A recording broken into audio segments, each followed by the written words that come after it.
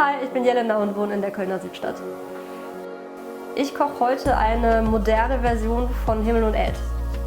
Himmel und Äd ist eigentlich die Kombi von Äpfeln und Kartoffeln. Einmal Äpfel vom Himmel quasi aus dem Baum und einmal aus der Erde, die Erdäpfel, Kartoffeln. Und das gibt es in Köln oft mit Blutwurst, auch Flöns genannt.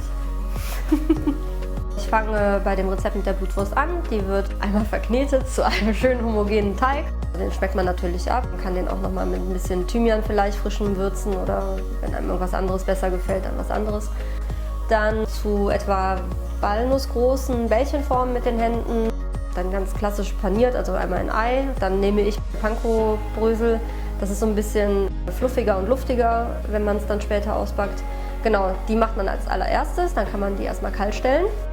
Dann hat man noch die Komponente von einem Apfel, Zwiebel, Relish, Chutney. Ich weiß jetzt nicht das richtige Wort dafür. Auf jeden Fall Äpfel und Zwiebeln schön ganz klein würfeln. Die werden dann in etwas zerlassener Butter angeschwitzt, abgelöscht.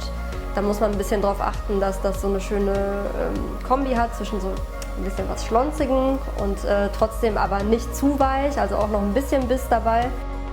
Im Anschluss an das Apfel-Zwiebel-Relish kann man dann den Chicorée vorbereiten.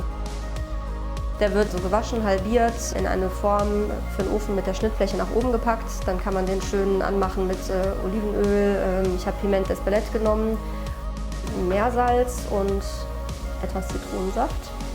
Der kommt dann in den Ofen und darf da ein bisschen backen. Die letzte Komponente für das Gericht wären im Grunde die Erbsen.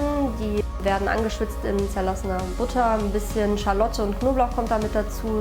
Wenn die angeschwitzt sind, gießt man Gemüsebrühe dazu. Dann lässt man das etwas köcheln, 5 Minuten, also dass die noch nicht komplett matsch sind. Dann einmal richtig fein pürieren mit einem Pürierstab oder einem Standmixer. Und wer es besonders fein und schön haben möchte, kann das dann nochmal durch den Sieb passieren. Dann muss man nur noch frittieren. Da weiß ja jeder, wie das geht. Einfach einen Topf auf den Herd tun mit genug Öl und dann vorsichtig, wenn es heiß genug ist, reingleiten lassen. Und am besten vorher noch einen Teller mit Küchenkrepe an die Seite tun, damit man die sofort da drauf tun kann und die ein bisschen abtropfen und nicht zu heftig sind. Fertig. Auf den Teller tun, essen.